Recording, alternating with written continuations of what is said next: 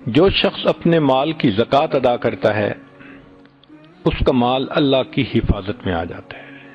اب یقین ہونا،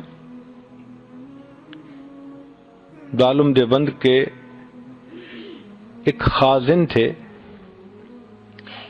جن کو اللہ نے بڑا مال دیا تھا،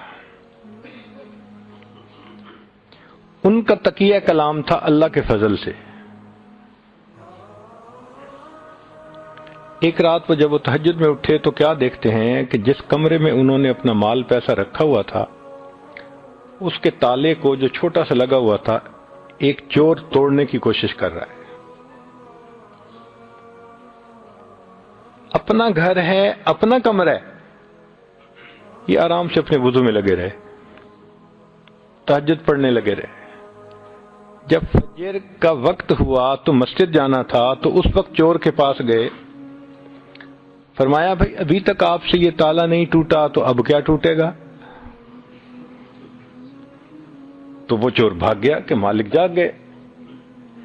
انہوں نے آ کے مسجد کے اندر نماز پڑھی تو محتمم صاحب جو اس وقت تھے انہوں نے نماز پڑھائی تو یہ خزانچی صاحب ٹریئر جو تھے دارالعلوم کے وہ آئے اور کہنے لگے حضرت آج تو اللہ کے فضل سے اللہ کا غضب ہو گیا۔ انہوں نے کہا آپ کیا کہہ رہے ہیں؟ اللہ کے فضل سے اللہ کا غضب ہو گیا۔ اب وہ کہنا چاہتے تھے اللہ کا غضب ہو گیا مگر تقیہ کلام کی وجہ سے کہہ رہے تھے اللہ کے فضل سے اللہ کا غضب ہو گیا۔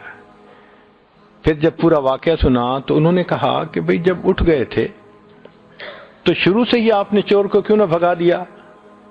وہ کہنے لگے مولانا آپ سے میں نے سنا تھا جو پوری زکوٰۃ دیتا ہے اس کا مال اللہ کی حفاظت میں ہوتا ہے۔